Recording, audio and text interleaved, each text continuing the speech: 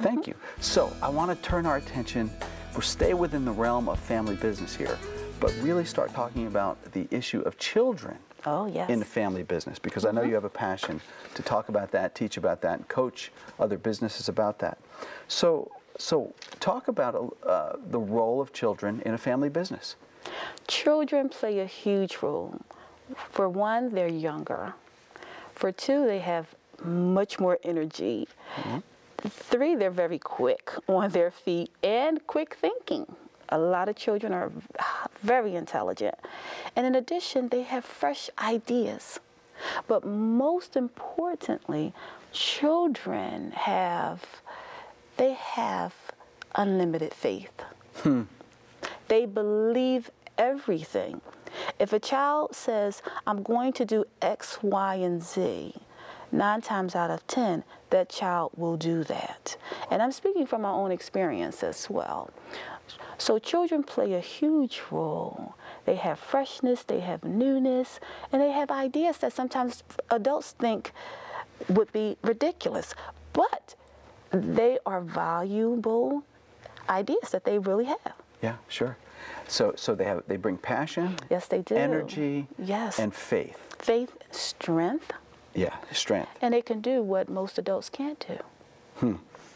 And they dream. They dream. You can't say no, because they'll figure out a way to do it, right? Absolutely. Yeah. Very determined. Yeah. So talk a little bit about how children benefit both academically as well as socially being in a family business. Sure. Socially, they gain self-confidence. They have a higher self-esteem. They're engaged. They're more engaged in positive activities. And it keeps a lot of children out of trouble. If they come home from school and once they do their homework and they're involved in the family business, within those hours between 3 and 6, according to statistics, most children get into trouble. They engage in negative behavior. But if they're engaged into positive activities, 9 times out of 10, they have become a goal seeker or a dreamer. And they don't have time to waste time on poor behavior, because they are about something. They have a goal in mind. They have a goal. They're productive. Very productive. And I would imagine that as they see the entrepreneurial spirit of those who are running the business, that sort of catches. It catches on. Yeah. It catches on. And as far as academics, the same energy that they put into the business, it also crosses over into the academics as well. You know, it occurs to me, I was recently talking with somebody who is in a family business. I think it's a painting business. And the person is taking accounting. Okay. So as he's taking accounting, he's applying it to the family business. Absolutely. So all of a sudden now it's not a theoretical issue. Math isn't, spelling isn't, grammar isn't, English isn't. It now has application. It does. And that's exactly how it works, whether with an adult or with a child. And it makes a difference. A child who typically does well in business wants to do better in school, because now they see how they can use what they learn from school and now apply it to what they're doing in business. Right. And it's across the board. So it's really a motivator, and it's a high learning activity. Very much so. Yeah. Yeah. So what can parents do then to create balance? I would imagine that you have some children who are going to be very enthusiastic. Very. And some who are not. And then those who are enthusiastic are going to be spending lots of time in the business world, right? Running the business. How does a parent know it's too much? I would say to put the child on a schedule. Okay. Everybody's on a schedule. Everyone is on a schedule. So we know that they have to go to school, or if they're homeschooled, we know that a certain amount of hours must be dedicated to learning. And then there's homework time, there's dinner time, and then from there, the parent can schedule a specific amount of hours towards business as well, or towards their entrepreneurship. And a lot of times it's going to fall on the weekends. Right, right. So what if you have a child who is more intent, though, in the business world as opposed to the academic world? How do you suggest handling that? that parent would have to continue to encourage their child and continue to communicate to their child that I know that you love your business and it's everything to you, but you still have to go to school. School is only going to strengthen what you're doing now. Now, that might be strong words for a child. Strengthen what you're doing now. The child might say, what are you talking about, Mom? But then again, children are very intelligent. Yeah. They repeat what we do. They repeat what we say. From observation, my personal experience with children. So they get it. They do get it. Yeah. They really do. And once it's applied and they see the results, a light bulb's going to go off. Right. That's just going to create an additional spark in them, and then they're going to become more eager to take the academics and utilize them within the business. Right. And as children become more entrepreneurial, let's say they show a real interest in it, how do you encourage other family members to encourage them? To start their own or be a part of the children? Both. Everyone has their own path in life. But at the same time, once the biggest motivator is once a business begins to make money, for some strange reason, everybody sees the business now. It's important to everybody now. That's right. But individuals could always be invited to support. Support is going to be the number one. Right. Because once a child gets started, they're going to have some type of presentation, demonstration, show, or production. And when that occurs, more than likely the child is going to sell tickets or invite family members out. So that's the first level of support. Just, oh, we'll go see my little sister do do something. They may not take it serious, but they may get there and say, hey, she's really good. And either one of those adults are going to say, she needs a manager, I'm the manager now. That typically happens. But they're going to be able to see, and as time goes along, and to encourage that other person to get started, either they're going to participate with what's already being done, or they're going to bring something extra to the table. And it does really happen because a child may start, but it's the adults who will have to lead the way. Right. Whether they have to be the voice for that child. If a child wants to do an event, 9 times out of 10, that venue is not going to speak or communicate with a child. That child needs some type of adult representation. So that's another way to get involved.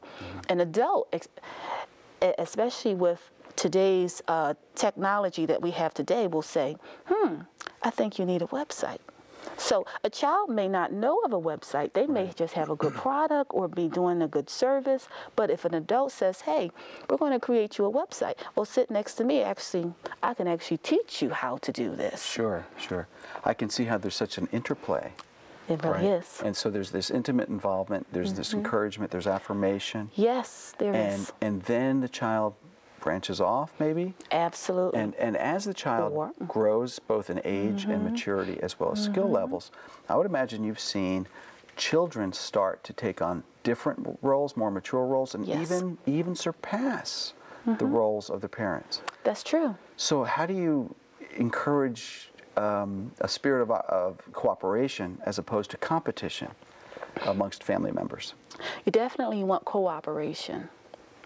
Competition within a business in a family setting, the only level that I could see that would really be beneficial is if it's goal set fun. Meaning we're going to set a certain goal, and I bet you, or we're going to arrive at that goal quicker than you, but once we hit that goal, we're going to bring all of our goals together. I see. That's one way. That would be good competition. Poor competition would be, hey, Johnny's picture is better than mine, and I'm upset. Well, you don't want that. Right. But everything should always lead to cooperation. Cooperation, affirmation. Yes. Yeah. What about the idea of titles within a family business? And you have children. Sometimes you have, as the kids get older, they're going to have different roles, different titles. Sometimes people put an emphasis, as you had said before, egos can play a role. Egos can. What kind of suggestions do you have for people who have family businesses and in terms of titles and roles? Most times when starting, titles may not play a role because people are just starting. A lot of times people start a business and they don't realize that they have a business. They just take it for granted. They just think, oh, it's just something I love to do, or it's just a hobby, or I never thought much of this. And then one day they realize, this is a business. Right. We could be making an income. Hey, mom or dad has been unemployed for months. This is an income source. This is our way out. So when that light bulb goes off in a person's head, when that goes off, they will realize that a more structure is needed as the business grows. Right. As they realize that we have something of value here, the business will grow. And with any growing business, structure is needed. So someone will have to be in charge. And if it's a family of mixed of adults, teenagers, and children, well, we know that the person in charge who does the signing, they have to be of appropriate age. So more than likely that will be the adult. So someone has to be the leader, others will have to be the followers, and as a unit, everyone works together to improve the business.